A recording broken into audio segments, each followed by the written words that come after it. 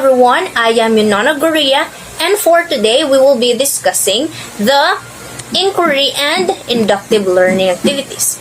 To begin with, let us define inquiry and inductive learning activities. So these activities focus on inquiry-based learning, in which students are engaged by making real-world connections through discovery and high-level questions. It also stimulates problem solving and knowledge acquisitions among pupils. So students engage in research around interesting concepts and important problems as a result of this. One of the things it emphasizes is questioning, critical thinking, and the creative development of new information. Now, let's look at some other activities that assist students in developing their skills. Dramatized problem-based learning. So, dramatized problem-based learning is an interactive, inquiry-based teaching method in which students ask questions to identify and resolve a problem while engaging with the people involved in the problem. So, for example, a problem-based learning project would involve students pitching ideas and creating their own business plans to solve societal need. So students could work independently or in a group to conceptualize, design, and launch their innovative product in front of classmates and community leaders. First-person experiences. So a first-person experiences is a project-based teaching idea in which students take on the identity of people actively involved in an event or area they have chosen to research. So, a first-person experience is conventionally defined as the subjective and qualitative phenomena that constitute the inner world of an individual, what it is likeness to be that individual. So, first-person point of view. First person refers to the speaker. So, it uses the subject pronoun, which is I. So, I unless plural. First person example. Example of this is, I prefer coffee to hot cocoa. So, that is an example of a first person. It's using I.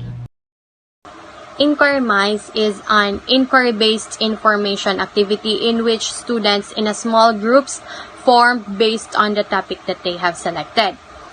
They will use brainstorming so that they can formulate some questions that can guide them throughout the activity, as well as inquiry-based research gives the students a problems to solve in which based on the observation and gathering some information or some evidences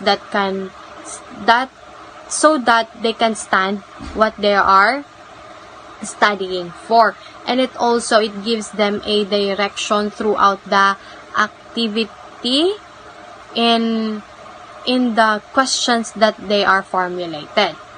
Inquiry minds or inquiry-based research helps the student to develop the attitude of being inquiry. This is one of the important part of conducting a research, because in research you will have inquiry and discovery that can help your research more validation and powerful because of the information you gathered. And it also helps if you have an inquiry type of mind, seeking the facts or a new discovery out of your curiosity about stuff and such. And also research is a creative act, so it helps if you can think outside the box or figuring out how to see something from a different perspectives. Both experience and research tell us that students engage in inquiry and more motivated to pursue learning on their own because they are enjoying looking for the answer of their own, because they are tend to learn new information, new knowledge of their own. Oral History Project.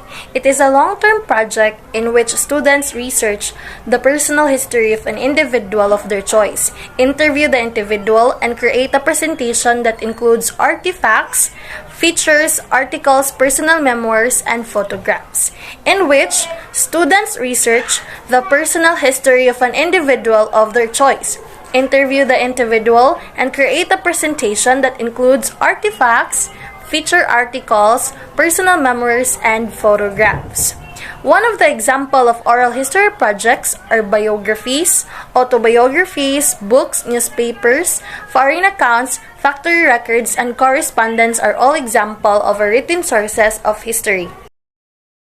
So we have here transmediations. It is an inquiry-based writing activity in which students change the medium of a work from its original form. So actually transmediation, it refers to students' translation of content from one science system into another. For example, students might transmediate a poem into a picture book or a song lyrics into a story. Good day everyone, I am Gailvin C. Abanyo and now we will tackle about what is travelogue. Travelogue made up of two words, travel and monologue. Travel means go from one place to another, and monologue means a long speech by one actor in a play or movie.